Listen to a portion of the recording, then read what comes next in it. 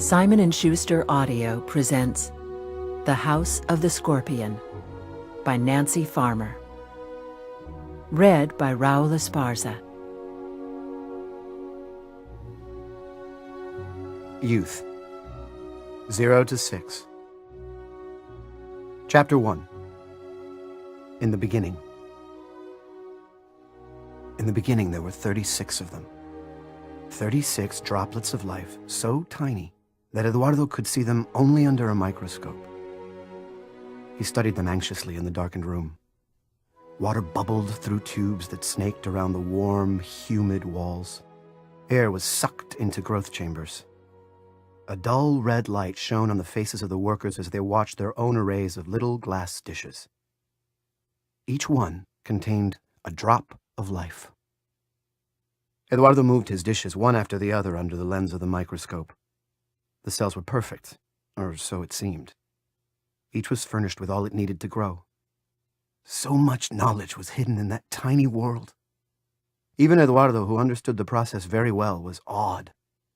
The cell already understood what color hair it was to have, how tall it would become, and even whether it preferred spinach to broccoli. It might even have a hazy desire for music or crossword puzzles.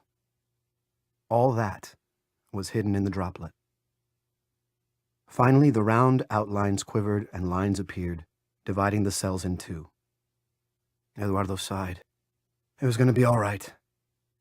He watched the samples grow, and then he carefully moved them to the incubator. But it wasn't all right.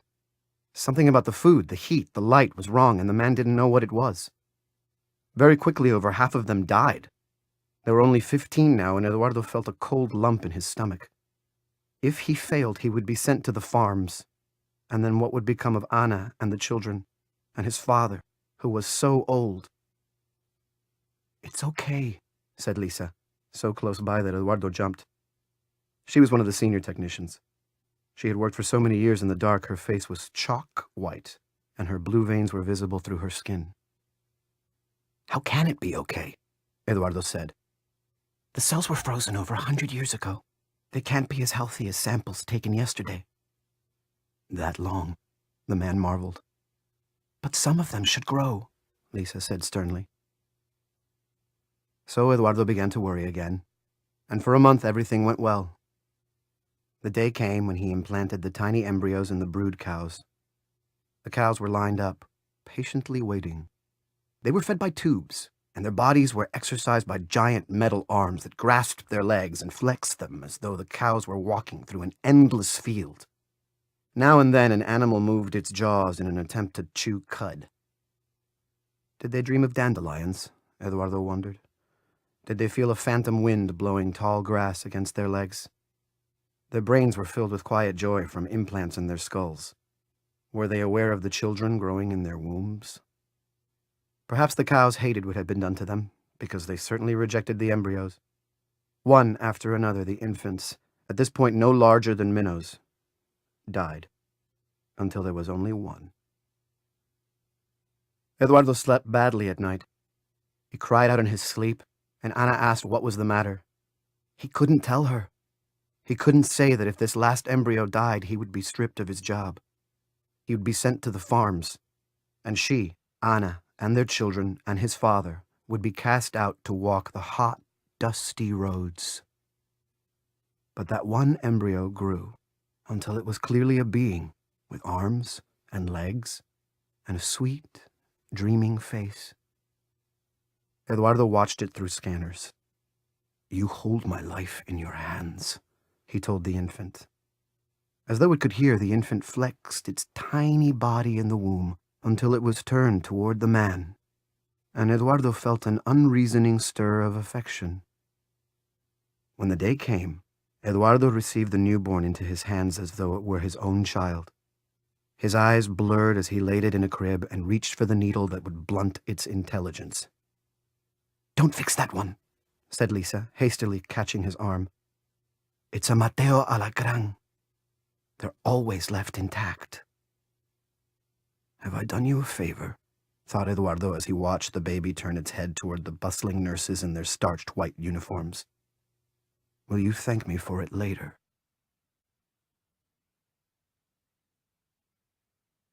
Chapter 2. The Little House in the Poppy Fields. Matt stood in front of the door and spread his arms to keep Celia from leaving. The small, crowded living room was still blue with early morning light. The sun had not yet lifted above the hills, marking the distant horizon. "What's this?" the woman said. "You're a big boy now, almost 6. You know I have to work." She picked him up to move him out of the way. "Take me with you," begged Matt, grabbing her shirt and wadding it up in his hands. "Stop that." Celia gently pried his fingers from the cloth. "You can't come, mi vida. You must stay hidden in the nest like a good little mouse. There are hawks out there that eat little mice." "I'm not a mouse," Matt yelled. He shrieked at the top of his voice in a way he knew was irritating. Even keeping Celia home long enough to deliver a tongue lashing was worth it. He couldn't bear being left alone for another day. Celia thrust him away. "Cállate. Shut up. Do you want to make me deaf? You're just a little kid with cornmeal for brains." Matt flopped sullenly into the big easy chair. Celia immediately knelt down and put her arms around him. "Don't cry, mi vida. I love you more than anything in the world. I'll explain things to you when you're older." But she wouldn't. She had made the same promise before. Suddenly the fight went out of Matt. He was too small and weak to fight whatever drove Celia to abandon him each day. "Will you bring me a present?" he said, wriggling away from her kiss. "Of course. Always," the woman cried. So Matt allowed her to go, but he was angry at the same time. It was a funny kind of anger, for he felt like crying too. The house was so lonely without Celia singing, banging pots, or talking about people he had never seen and never would see. Even when Celia was asleep, and she fell asleep easily after long hours cooking at the big house, the rooms felt full of her warm presence. When Matt was younger, it hadn't seemed to matter. He'd played with his toys and watched the television. He'd looked out the window where fields of white poppies stretched all the way to the shadowy hills. The whiteness hurt his eyes, and so he turned from them with relief to the cool darkness inside. But lately, Matt had begun to look at things more carefully. The poppy fields weren't completely deserted. Now and then, he saw horses. He knew them from picture books, walking between the rows of white flowers. It was hard to tell who rode them in all that brightness, but it seemed the riders weren't adults, but children, like him. And with that discovery grew a desire to see them more closely. Matt had watched children on television. He saw that they were seldom alone. They did things together, like building forts, or kicking balls, or fighting. Even fighting was interesting when it meant you had other people around. Matt never saw anyone except Celia, and once a month, the doctor. The doctor was a sour man, and didn't like Matt at all. Matt sighed. To do anything, he would have to go outdoors, which Celia said again and again was very dangerous. Besides, the doors and windows were locked. Matt settled himself at a small wooden table to look at one of his books. Pedro el Conejo, said the cover. Matt could read, slightly, both English and Spanish. In fact, he and Celia mixed the two languages together, but it didn't matter. They understood each other. Pedro el Conejo was a bad little rabbit who crawled into Señor McGregor's garden to eat up his lettuces.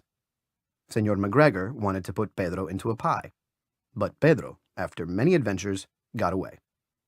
It was a satisfying story. Matt got up and wandered into the kitchen. It contained a small refrigerator and a microwave. The microwave had a sign reading, "Peligro! Danger!" and squares of yellow notepaper saying, "No, no, no, no." To be extra sure, Celia had wrapped a belt around the microwave door and secured it with a padlock. She lived in terror that Matt would find a way to open it while she was at work, and cook his little gizzards, as she put it. Matt didn't know what gizzards were, and he didn't want to find out. He edged around the dangerous machine to get to the fridge. That was definitely his territory.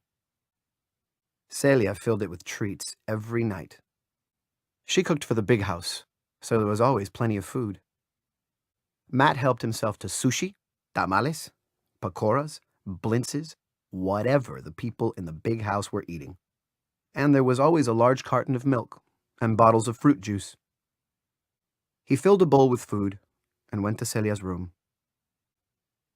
On one side was her large, saggy bed covered with crocheted pillows and stuffed animals. At the head was a huge crucifix and a picture of our Lord Jesus with his heart pierced by 5 swords. Matt found the picture frightening. The crucifix was even worse, because it glowed in the dark. Matt kept his back to it, but he still liked Celia's room. He sprawled over the pillows and pretended to feed the stuffed dog, the teddy bear, the rabbit. Conejo, Matt corrected. For a while this was fun, but then a hollow feeling began to grow inside Matt. These weren't real animals. He could talk to them all he liked. They couldn't understand. In some way he couldn't put into words. They weren't even there. Matt turned them all to the wall to punish them for not being real, and went to his own room. It was much smaller, being half filled by his bed. The walls were covered with pictures Celia had torn out of magazines. Movie stars, animals, babies. Matt wasn't thrilled by the babies, but Celia found them irresistible. Flowers, news stories. There was one of acrobats standing on one another in a huge pyramid. 64, the caption said. A new record at the lunar colony. Matt had seen these particular words so often, he knew them by heart. Another picture showed a man holding a bullfrog between 2 slices of bread. Ribbit on rye, the caption said. Matt didn't know what a ribbit was, but Celia laughed every time she looked at it. He turned on the television and watched soap operas. People were always yelling at one another on soap operas. It didn't make much sense, and when it did, it wasn't interesting. It's not real, Matt thought with sudden terror. It's like the animals. He could talk and talk and talk, but the people couldn't hear him. Matt was swept with such an intense feeling of desolation, he thought he would die. He hugged himself to keep from screaming. He gasped with sobs. Tears rolled down his cheeks. And then, beyond the noise of the soap opera and his own sobs, Matt heard a voice calling. It was clear and strong, a child's voice, and it was real. Matt ran to the window. Celia always warned him to be careful when he looked out, but he was so excited that he didn't care. At first, he only saw the same bleached blindness of the poppies. Then a shadow crossed the opening. Matt recoiled so quickly, he fell over and landed on the floor. "What's this dump?" someone said from outside. "One of the workers' shacks," said another in a higher voice. "I didn't think anyone was allowed to live in the opium fields." "Maybe it's a storeroom. Let's try the door." The door handle rattled. Matt squatted on the floor, his heart pounding. Someone put his face against the window, cupping his hands to see through the gloom. Matt froze. He had wanted company, but this was happening too quickly. He felt like Pedro el Conejo in Senor McGregor's garden. "Hey, there's a kid in here." "What? Let me see." A second face pressed against the window. She had black hair and olive skin like Celia. "Open the window, kid. What's your name?" But Matt was so terrified he couldn't squeeze out a single word. "Maybe he's an idiot," the girl said matter-of-factly. "Hey, are you an idiot?" Matt shook his head. The girl laughed. "I know who lives here," the boy said suddenly. "I recognize that picture on the table." Matt remembered the portrait Celia had given him on his last birthday. "It's the fat old cook. What's her name?" the boy said. "Anyhow, she doesn't stay with the rest of the servants. This must be her hangout. I didn't know she had a kid." "Or a husband," the girl remarked. "Oh yeah, that explains a lot. I wonder if father knows. I'll have to ask him." You will not, the girl cried. You'll get her into trouble. Hey, this is my family's ranch, and my father told me to keep an eye on things. You're only visiting. It doesn't matter. My dad says servants have a right to privacy, and he's a United States senator, so his opinion is worth more. Your dad changes his opinion more often than his socks, the boy said. What the girl replied to this, Matt couldn't hear. The children were moving away from the house, and he could make out only the indignant tone of her voice. He was shivering all over, as though he'd just met one of the monsters Celia told him haunted the world outside. The chupacabras, maybe. The chupacabras sucked your blood and left you to dry like an old cantaloupe skin. Things were happening too fast. But he had liked the girl. The rest of that day, Matt was swept by both fear and joy. He had been warned by Celia never, never to show himself at the window. If someone came, he was to hide himself. But the children had been such a wonderful surprise. He couldn't help running to see them. They were older than he. How much older, Matt couldn't tell. They were definitely not adults, though. And they didn't seem dangerous. Still, Celia would be furious if she found out. Matt decided not to tell her. That night, she brought him a coloring book the children had thrown away in the big house.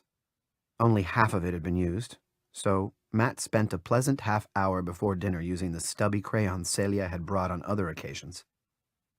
The smell of fried cheese and onions drifted out of the kitchen, and Matt knew she was cooking Aztlano food.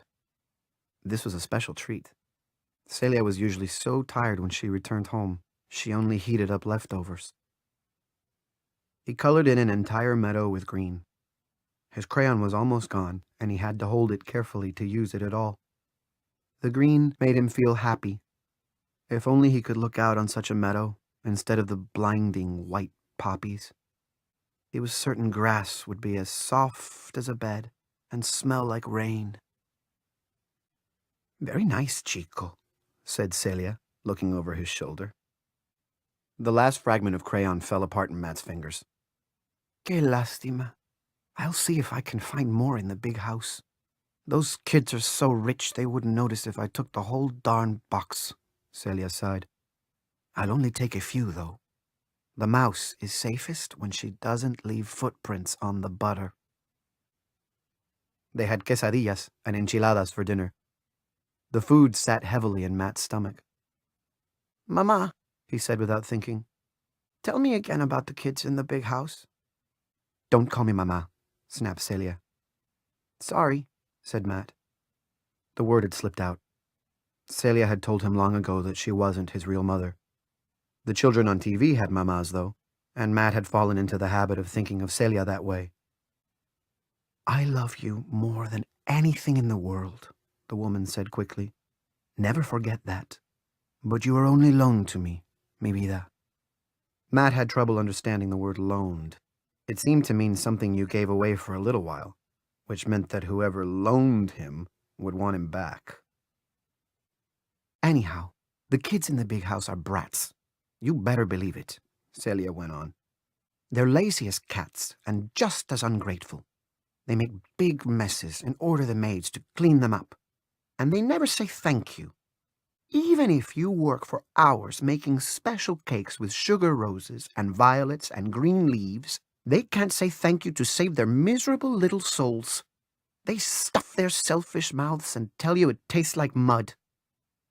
Celia looked angry, as though the incident had happened recently. There's Stephen and Benito, Matt reminded her. Benito's the oldest. He's a real devil. He's 17, and there isn't a girl in the farms who's safe from him. But never mind that. It's adult stuff, and very boring. Anyhow, Benito is like his father, which means he's a dog in human clothing. He's going to college this year, and we'll all be glad to see the last of him. And Stephen? Matt said patiently. He's not so bad. I sometimes think he might have a soul. He spends time with the Mendoza girls. They're okay, although what they're doing with our crowd would puzzle God himself. What does Stephen look like? It sometimes took a long time to steer Celia to the things Matt wanted to know. In this case, the names of the children who'd appeared outside the window. He's 13, big for his age, sandy hair, blue eyes.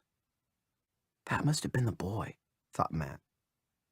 Right now, the Mendozas are visiting. Emilia's 13, too, very pretty, with black hair and brown eyes. That must be the girl, Matt decided. She at least has good manners. Her sister, Maria, is about your age and plays with Tom. Well, some might call it play. Most of the time she winds up crying her eyes out. Why? Said Matt, who enjoyed hearing about Tom's misdeeds. Tom is Benito times 10. He can melt anyone's heart with those wide, innocent eyes. Everyone falls for it, but not me. He gave Maria a bottle of lemon soda today. It's the last one, he said. It's really cold, and I saved it especially for you, he said. Do you know what was in it? No, said Matt, wriggling with anticipation. Pee. Can you believe it? He even put the cap back on. Oh, she was crying, poor little thing. She never learns. Celia suddenly ran out of steam. She yawned broadly, and fatigue settled over her right before Matt's eyes. She had been working from dawn to well after dark, and she had cooked a fresh meal at home as well. I'm sorry, Chico. When the well's empty, it's empty. Matt rinsed the plates and stacked the dishwasher while Celia took a shower. She came out in her voluminous pink bathrobe and nodded sleepily at the tidied table. You're a good kid, she said. She picked him up and hugged him, all the way to his bed. No matter how tired Celia was, and sometimes she almost fell over with exhaustion, she never neglected this ritual. She tucked Matt in and lit the holy candle in front of the statue of the Virgin of Guadalupe. She had brought it with her all the way from her village in Aztlan. The Virgin's robe was slightly chipped, which Celia disguised with a spray of artificial flowers. The Virgin's feet rested on dusty plaster roses, and her star-spangled robe was stained with wax. But her face gazed out over the candle with the same gentleness it had in Celia's bedroom long ago. I'm in the next room, mi vida, whispered the woman, kissing the top of Matt's head. You get scared. You call me. Soon the house shook with Celia's snores. To Matt, the sound was as normal as the thunder that sometimes echoed over the hills. It in no way kept him from sleep. Stephen and Amelia, he whispered, testing the words in his mouth. He didn't know what he would say to the strange children if they appeared again, but he was determined to try to talk to them. He practiced several sentences. My name is Matt. I live here. Do you want to color pictures? No, he couldn't mention the coloring book or the crayons. They were stolen. Would you like some food? But the food might be stolen too. Do you want to play? Good. Stephen and Amelia could suggest something, and Matt would be off the hook. Do you want to play? Do you want to play? He murmured as he closed his eyes, and the gentle face of the Virgin of Guadalupe floated in the candlelight.